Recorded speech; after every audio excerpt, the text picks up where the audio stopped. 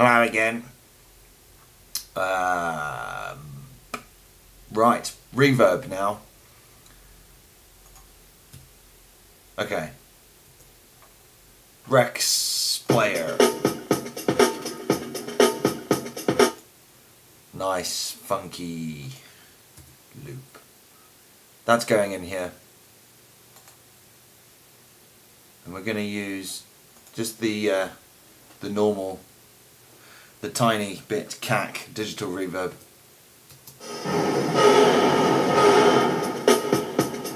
Turn the dry wet down a bit. Quite loud actually.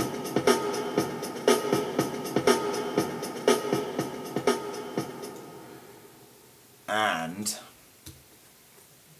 gonna use an LFO to modulate the reverb algorithm.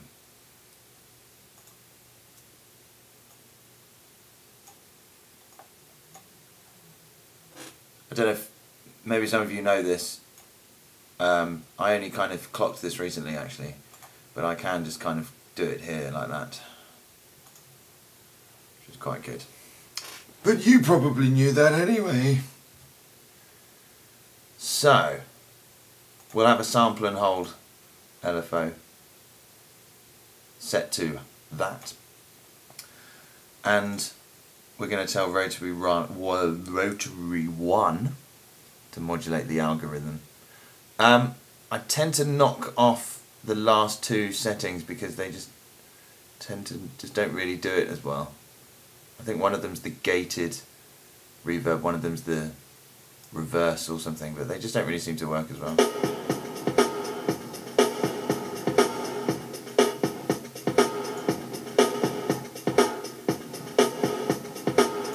Very good. We'll also use the same rotary to modulate the size and the decay, but I will flip the minimum maximum values for the decay to give it just a bit of variety. You can see they're kind of, well, not really doing that much, but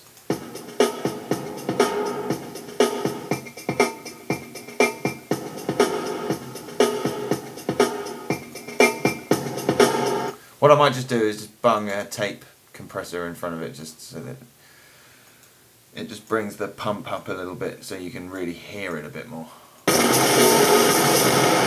Holy fuck, that's not what I wanted.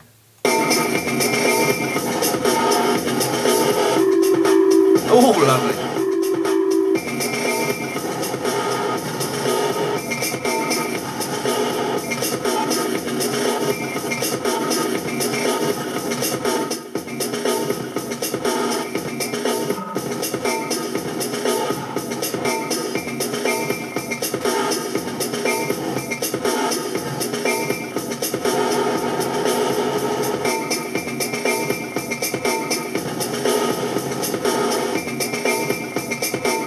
So what you get as a result of that is a kind of shape-shifting, space-shifting reverb shifter, which is pretty cool, especially actually if you kind of have a really tight decay time on your drum. You turn the decay right down on your drum thing or whatever.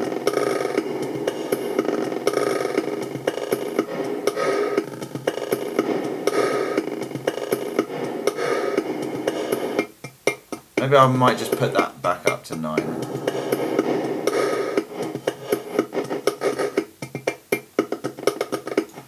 Yeah, you get some cool effects. It's quite cool on it's quite cool on dubstep tracks, I think, and you know, experimental ambient bizzle. So along with that, I mean, that's just a kind of pretty basic thing. You can kind of incorporate in other things further on in the chain, like maybe we'll do it with like an echo or a repeater. So I'll in order to do this, I've got to actually, hang on a sec, I've actually got to put a mixer in first. and then I'll route that into my delay like this, and then that will route into here. And then I'll get my matrix. This is essentially what I've done in earlier videos with the beat repeater, or just using the curve of the matrix to sort of turn things on and off very quickly, almost, well, instantly pretty much, which incidentally works really well with the reverb, which maybe I'll try and squeeze in. So let's just sort these gubbins out.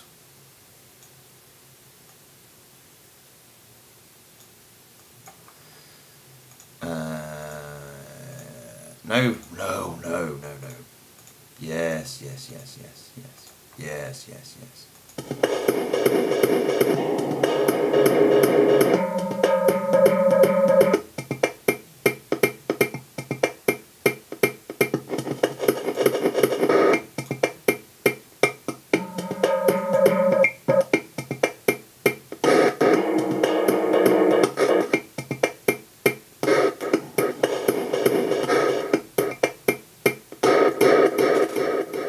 Yeah, I like that.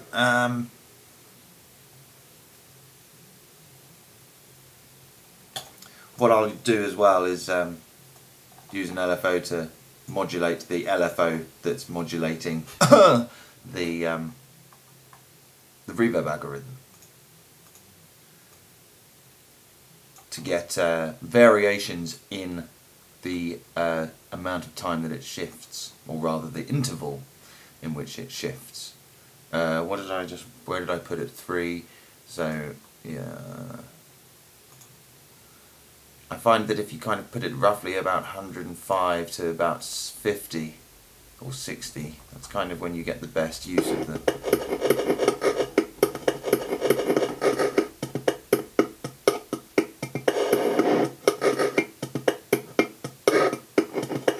Actually, I might just deactivate the decay for the time being. Just have a really long decay.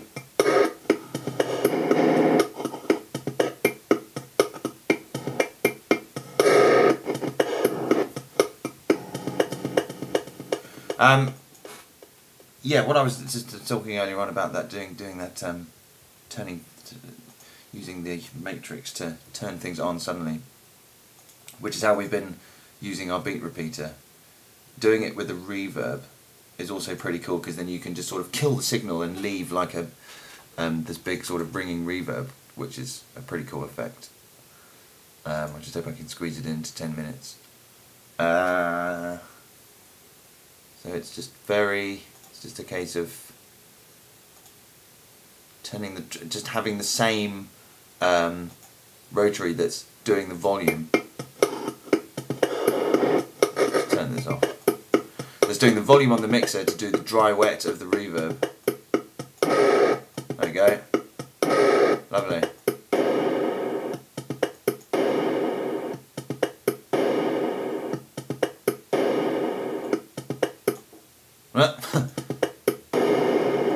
So if you put like a filter or something in front of that, which is being turned on at the same time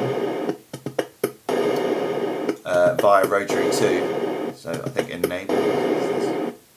So I have to have it on 1.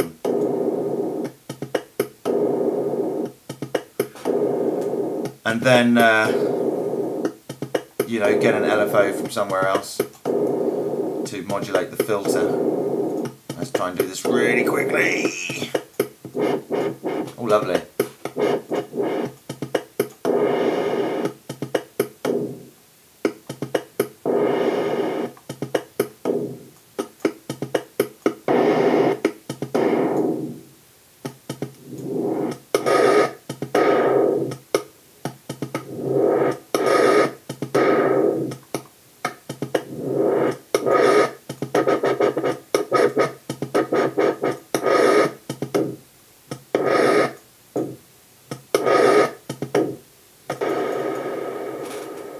Yeah. Cheers.